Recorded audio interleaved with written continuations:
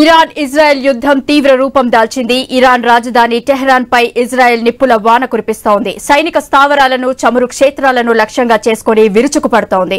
సుమారు 250 టార్గెట్లపై అటాక్ చేసినట్లు Israel defence force వెల్లడించింది. మరోవైపు ఇజ్రాయెల్ పై ఇరాన్ కూడా ప్రతిదాడులకు పాల్పడుతోంది. మీరు ఆపితే మేము ఆపుతామని ప్రతిపాదించింది. కానీ ఇజ్రాయెల్ నుంచి ఎలాంటి స్పందన రాలేదు. దీంతో అమెరికా అధ్యక్షుడు ట్రంప్ జోక్యం చేసుకుని ఇండియా, పాకిస్తాన్ మాదిరిగా ఒప్పందం చేసుకోవాలని సూచించారు.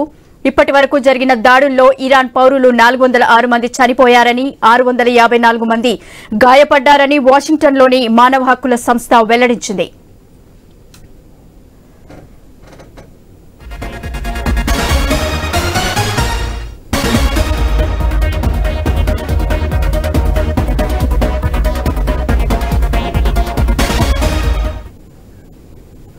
ఇరాన్ ఇజ్రాయెల్ యుద్దం తీవ్ర రూపం దాల్చింది.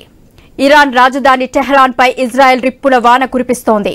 సైనిక స్థావరాలను, చమురు క్షేత్రాలను లక్ష్యంగా చేసుకుని విరుచుకుపడుతోంది. సుమారు 250 టార్గెట్లపై అటాక్ చేసినట్లు ఇజ్రాయెల్ డిఫెన్స్ ఫోర్స్ వెల్లడించింది. మరోవైపు ఇజ్రాయెల్ పై ఇరాన్ కూడా ప్రతిదాడులకు పాల్పడుతోంది. మీరు ఆపితే మేము ఆపుతామని ప్రతిపాదించింది. కానీ ఇజ్రాయెల్ నుంచి ఎలాంటి స్పందన రాలేదు. దీంతో అమెరికా అధ్యక్షుడు ట్రంప్ జోక్యం చేసుకుని ఇండియా, పాకిస్తాన్ మాదిరిగా ఒప్పందం చేసుకోవాలని సూచించారు. ఇప్పటి వరకు జరిగిన దాడుల్లో ఇరాన్ పౌరులు 406 మంది చనిపోయారని, 654 మంది గాయపడ్డారని వాషింగ్టన్లోని మానవ హక్కుల సంస్థ వెల్లడించింది.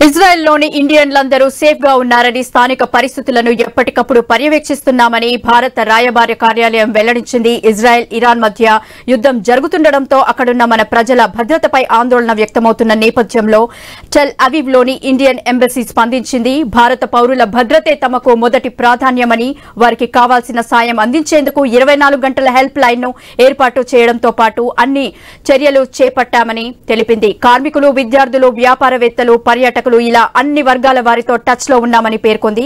స్థానిక అధికారులతో నిరంతరం సంప్రదింపులు కొనసాగిస్తున్నామని, అనవసర ప్రయాణాలు చేయొద్దని మన పౌరులకు సూచించామని వివరించింది.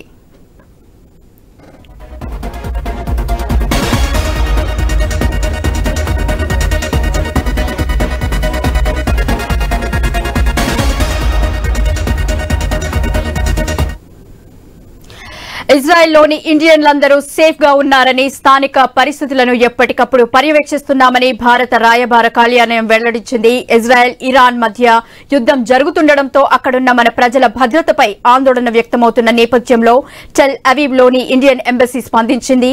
భారత పౌరుల భద్రతే తమకు మొదటి ప్రాధాన్యమని, వారికి కావాల్సిన సాయం అందించేందుకు 24 గంటల హెల్ప్ లైన్ ను ఏర్పాటు చేయడంతో పాటు అన్ని చర్యలు చేపట్టామని తెలిపింది. కార్మికులు, విద్యార్థులు, వ్యాపారవేత్తలు, పర్యాటకులు ఇలా అన్ని వర్గాల వారితో టచ్ లో ఉన్నామని పేర్కొంది. స్థానిక అధికారులతో నిరంతరం సంప్రదింపులు కొనసాగిస్తున్నామని, అనవసర ప్రయాణాలు చేయొద్దని